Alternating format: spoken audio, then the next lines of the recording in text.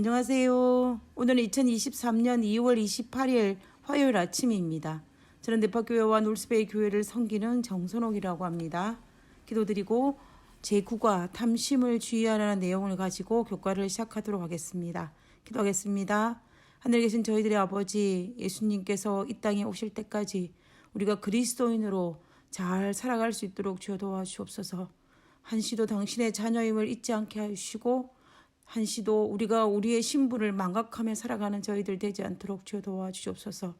이 땅에 살면서 아버지의 자녀로서 아버지께 영광 돌리는 삶을 살 수 있게 하시고 그러므로 말미암아 이 땅에서도 주께서 허락하신 축복을 마음껏 누릴 수 있는 저희들 되게 도와주시옵소서. 우리와 함께 하심을 감사드리오며 거룩하신 예수님의 이름으로 기도드렸습니다. 아멘. 예, 감사합니다. 우리는 이번 주에 2023년 제1기 그분이 오실 때까지 주인을 위해 관리하면서 제9과 탐심을 주의하라는 내용을 살펴보고 있습니다. 우리는 일요일 소재를 통해서 루스벨이 타락한 이유가 바로 탐심이었으며 탐심이 곧 우상이었다라는 사실을 살펴보았습니다. 그리고 월요일 소재에서는 아간의 탐심이 가져온 무서운 결과를 살펴보았습니다. 오늘은 신약에서 유다의 탐심이 가져온 무서운 결과를 살펴보도록 하겠습니다. 구약에서 가장 비극적인 사건이 아담의 타락이라면 신약에서의 가장 비극적인 사건은 제자인 가룟 유다가 스승인 예수님을 고작 은 30냥에 판 사건일 것입니다. 가룟 유다는 어쩌면 예수님의 제자 중에 가장 세상적으로 볼 때에 똑똑한 사람이었을지도 모르겠습니다. 이런 이야기가 있습니다. 어떤 회사에서 유능한 심사원을 뽑기 위해 예수님의 12 제자를 대상으로 면접을 본다면 어떤 결과가 나올지 분석을 해보았다라고 합니다. 12 제자의 학력과 그리고 경력, 성경에 나오는 여러 태도들을 분석해서 데이터화시킨 결과는 다음과 같았습니다. 베드로는 성격이 불같이 급하고 즉흥적이어서 일을 그르치고 큰 실수를 할 가능성이 높다라고 평가가 나왔습니다. 그리고 안드레는 다른 사람 밑에 있던 자로서 여차하면 기업의 정보를 빼돌릴 가능성이 있는 인물입니다. 그 다음에 야고보는 혁명가적인 기질이 있어서 회사로서는 채용하기에 좀 위험한 존재로 평가받았습니다.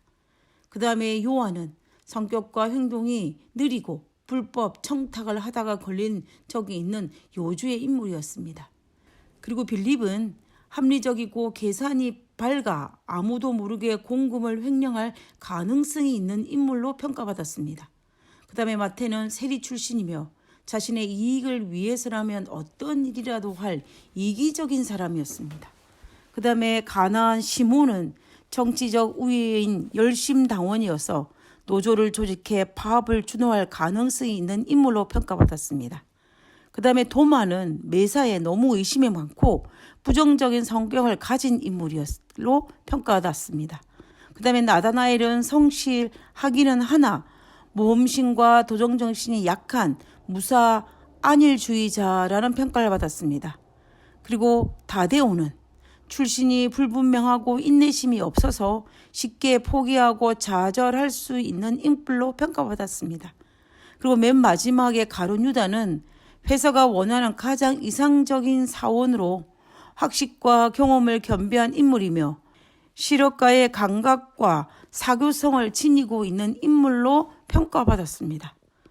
자, 제자들에 대한 이런 평가는 다소 인위적이기는 하지만 사실 대부분의 제자들은 당시 사회적으로 뛰어나거나 우수한 사람들은 분명 아니었다라는 것입니다. 그럼에도 불구하고 초대교회 제자들은 예수님과 3년 동안 함께 다녔고 후에 성령 충만을 받은 후 놀라운 영향력을 지닌 사람들로 살았습니다. 자기에게 주신 복음 전파의 사명을 감당하기 위해 목숨까지 내어놓은 헌신적인 삶을 살았던 사람들이었습니다. 가장 비근한 예로 겁장의 베드로는 고난을 받고 있는 예수님을 모른다고 부인했지만 얼마 지나지 않아 성령 충만함을 받고 난 이후에는 자신을 위협하던 그들 앞에서 하나님 앞에서 너희 말 듣는 것이 하나님 말씀 듣는 것보다 옳은가 판단하라고 담대히 말하는 사람이 되어 초대교회의 기둥이 되지 않았습니까? 이처럼 예수님의 제자들은 약점도 많고 부족하였지만 실패하기도 하였지만 포기하지 않고 자신을 쳐서 복종하였기에 약점이 장점이 되어 초대교회 기둥이 되었던 것입니다. 그러나 가룟 유다는 달랐습니다. 어쩌면 그는 장점이 약점보다 많은 사람이었지만 작다면 그 작은 약점 하나를 극복하지 못하고 그 약점이 자신의 온 영혼까지 팔아버린 인물의 주인공이 된 사람이 바로 가룟 유다입니다. 가룟 유다는 다른 제자들과 달리 본인이 찾아와 제자가 되겠다고 한 인물이었습니다. 그렇다면 이 욕심 많은 가룟 유다가 예수님을 선택할 만큼 그런 똑똑한 인물이었다는 것입니다. 다시 말하면 예수님을 알아볼 수 있는 눈을 가졌다라는 것입니다. 비록 예수님께서 세상의 왕이 되겠다라는 것이었지만 말입니다. 유다는 미래의 세상의 왕이 되실 예수님의 제자가 됨으로 말미암아 그때에 한 자리를 차지하고자 하는 마음이 너무나 컸습니다. 성경에서 유다의 캐릭터를 잘 알고 있는 한 사건이 요한복음 12장에 등장합니다. 예수님께서 유월절 어린 양으로 돌아가시기 6일 전에 예수님께서 자신이 죽으신다는 사실을 귀담아 들었던 누구보다도 예수님을 사랑하는 마리아가 예수님의 장례를 준비하기 위해서 향료 옥합을 가져와 발 아래 붓는 사건이 있었습니다. 이 사실을 지켜본 가룟 유다가 나서서 이렇게 이야기했습니다. 사실 항상 성질 급하게 먼저 나서서 이야기하곤 했던 인물은 베드로이지 유다가 아니었습니다. 그럼에도 불구하고 이번에는 그 신중한 캐릭터인 가룟 유다가 나선 것입니다. 이 말의 의미가 무엇일까요? 그것은 가룟 유다에게는 이 부분이 다른 제자들보다 심지어 성질 급한 베드로보다 훨씬 더 중요하게 여기는 부분이었다는 것을 알 수가 있습니다. 그 부분이 다른 제자들보다 약한 약점이었다라는 것입니다. 그것은 바로 재물에 대한 탐심이었습니다. 가룟 유다가 이렇게 이야기합니다. 요한복음 12장 3절과 5절에 제자 중 하나로서 예수를 잡아줄 가룟 유다가 말하되 이 향유를 어찌하여 300데나리오에 팔아 가난한 자에게 주지 아니하였느냐 하니 그러자 예수께서 대답하십니다. 7절과 8절에 예수께서 이르시되 그를 가만두어 나의 장례할 날을 위하여 그것을 간직하게 하라. 가난한 자들은 항상 너희와 함께 있거니와 나는 항상 있지 아니하리라 하시니라. 그러나 성경에서는 유다의 본심이 이러했다라고 이야기합니다. 이렇게 말함은 가난한 자들을 생각함이 아니요 그는 도둑이라 돈깨를 맡은 것이 넣은 것을 훔쳐가미려라. 우리는 이 사실에서 예수님께서는 유다의 탐심을 알고 계셨지만 직접적인 비난보다는 그를 훈계하고 돌이키고자 하신 것을 알 수 있습니다. 그러나 너무 슬프게도 성경에서는 예수님의 이런 자상한 훈계를 듣고 돌이키기보다는 마음의 찔림을 당하기보다는 오히려 잔치를 떠나 곧장 예수님의 원수들이 모여있는 대제사장의 궁전으로 들어가서 예수님을 은사순양에 팔아 넘기기로 했다라고 기록하고 있습니다. 우리는 유다가 예수님을 사랑하지 않았다고 절대로 이야기하지 못합니다. 그리고 그는 자신의 약점을 극복하고 변화되기를 사모하였다는 사실에 절대로 부인할 수가 없습니다. 만약에 그런 마음이 없었다면 성만찬이 벌어진 그 자리에서까지 예수님은 유다를 포기하지 않는 모습을 보이지 않으셨을 것입니다. 유다의 마음을 알기 때문에 예수님은 유다를 포기하지 않으셨습니다. 그러나 그럼에도 불구하고 유다는 자신의 약점과 결함을 극복하지 못했습니다. 왜냐하면 자신을 온전히 예수님께 맡기지 못했기 때문입니다. 그는 그의 약점을 극복하고 변화되기를 사모하였지만 온전히 하나님께 맡기지 못함으로 말미암아 그는 자신의 약점과 결함을 극복하지 못한 인물이었음을 알 수가 있습니다. 누구의 도우심을 받고서도요? 예수님의 도우심을 받고서도 말입니다. 자, 그러면 유다가 예수님을 따른 가장 핵심적인 목적은 무엇일까요? 그의 목적은 그를 예수님을 유대의 왕으로 즉위시키고 로마 제국을 몰아내고 유다를 세계적 강국으로 내세우는 것이었을 것입니다. 보리떡 5개와 생선 2마리로 5,000명을 먹이신 그때에 그들은 예수님을 왕으로 추대하는 일에 군중과 연합하였습니다. 아마 그때 가룟 유다가 앞장서지 않았을까 하는 생각을 하게 됩니다. 유다를 은 30냥을 탐하여 은 30개 예수님을 팔았다고 생각한다면 그거는 오산입니다. 유다는 은 30보다 훨씬 더 큰 것을 탐하였습니다. 그가 원한 것은 은 30보다 독립된 유다 왕궁의 재상이 되는 욕망을 가졌을 것입니다. 이것은 유다의 독립을 위한 예국심이요 예수님을 유대의 능력 있는 왕으로 추대하므로 그 일이 이루어지게 될 것이라고 생각하고 은밀히 그런 일을 추진하고 있지 않았나라는 생각을 하게 되는 것입니다. 그가 선생을 은 30이라는 헐값에 팔아넘긴 것은 그런 위기를 통하여서 예수께서 자기의 생존을 위해서 자신이 가진 능력을 발휘하여 로마의 군대를 쓰러뜨리고 그때의 유다가 독립을 하고 로마를 멸망시키기를 바라는 유다의 본심이 숨어 있었습니다. 그래서 그는 감히 스승을 팔기 위해서 겟셋마네로 로마의 군인들을 데리고 왔던 것을 볼 수가 있습니다. 한마디로 예수님께서 더 이상 세상의 왕으로 취임하는 것을 미루지 못하도록 궁지로 몰아넣은 것입니다.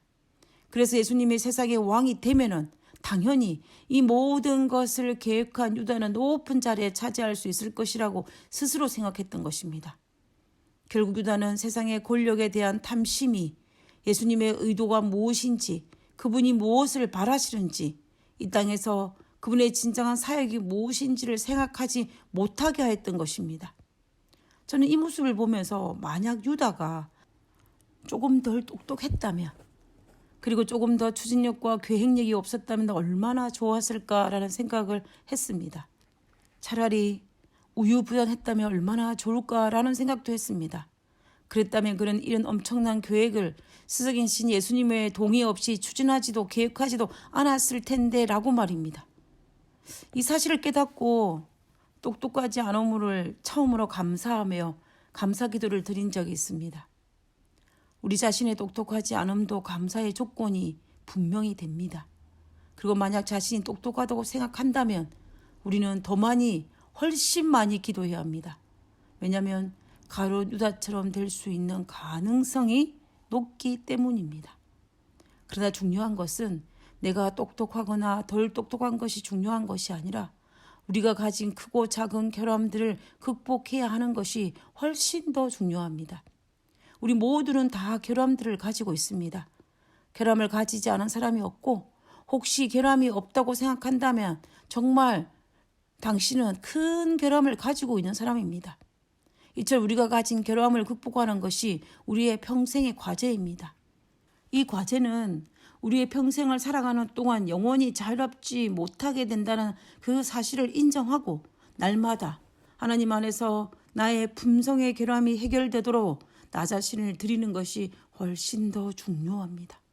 그렇지 아니하면 이 결함이 나의 부족이 나의 약점이 나의 온 영혼을 집어삼킬 것입니다. 가룟 유다는 재물에 대한 탐심, 세상 권력에 대한 탐심의 결함을 극복하지 못함으로 말미암아 신약에서 벌어진 가장 비극적인 사건의 주인공이 되고 말았습니다. 우리는 이 사실을 보고 날마다 하나님 앞에 내 자신을 온전히 드림으로 우리의 약점이 우리의 결함이 오히려 우리의 겸손한 이유가 되고 부복하는 이유가 되는 우리 모두가 되었으면 정말 좋겠습니다. 오늘도 하나님 앞에 부복하는 우리가 되기를 간절히 바라면서 오늘 교과를 기도하고 마치겠습니다. 기도하겠습니다. 포도원을 허는 작은 여우를 무심코 지나갈 때가 많이 있습니다.